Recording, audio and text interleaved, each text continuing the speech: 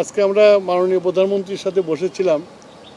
আর পৃথিবীতে যে আজকে সমস্যাটা সৃষ্টি হয়েছে মধ্যপ্রাচ্যের যুদ্ধের জন্য এবং স্বাভাবিকভাবে জ্বালানি উদ্বিগ্নতা মানুষের মধ্যে বেড়েছে, আমরা ওনাকে ব্রিফ করলাম। আমি আগেও বলেছি, গতকালকে বলেছি যে তেল নিয়ে উদ্বিগ্ন হওয়ার কোনো কারণ নাই।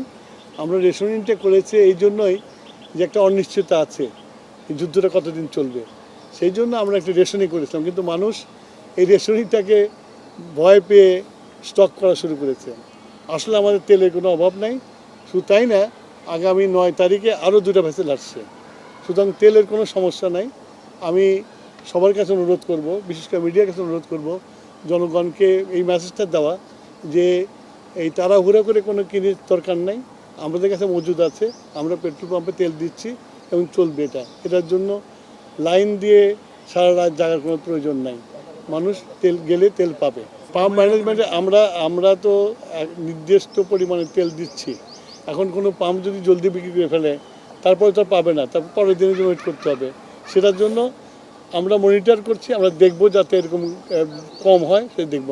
আমাদের কন্ট্রোলিং যা আছে আমরা কালকে থেকে আমরা মোবাইল কোড নামিয়ে দেবো, সব রকমের ব্যবস্থা আমরা নিয়েছি।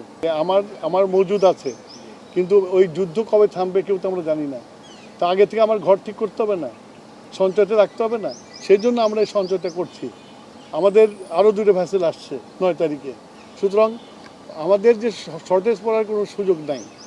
তারপরেও যেহেতু যুদ্ধ চলছে, তা আমাদেরকে খুব হিসাব করে চলতে হবে। হইতে পারে যে কিছু করার নেই, তবে আমরা সরকার হিসেবে আশ্বস্ত করতে চাই এত অডিট হওয়ার কিছু কারণ নেই। অত ডিটেলসে যাব না। আমাদের অল্টারনেটিভ, কাতার ছাড়া অল্টারনেটিভ ব্যবস্থা আছে, আমরা চেষ্টা করছি সব জায়গাতে আনার জন্য। আমাদের এলএনজি, এলপিজি সকল ধরনের তেলের পর্যাপ্ত মজুত রয়েছে এবং আগামী দিনগুলোতে যেন কোনো সংকট না ঘটে সে কারণে আমরা বিকল্প উৎস থেকে আমরা কাজ করছি।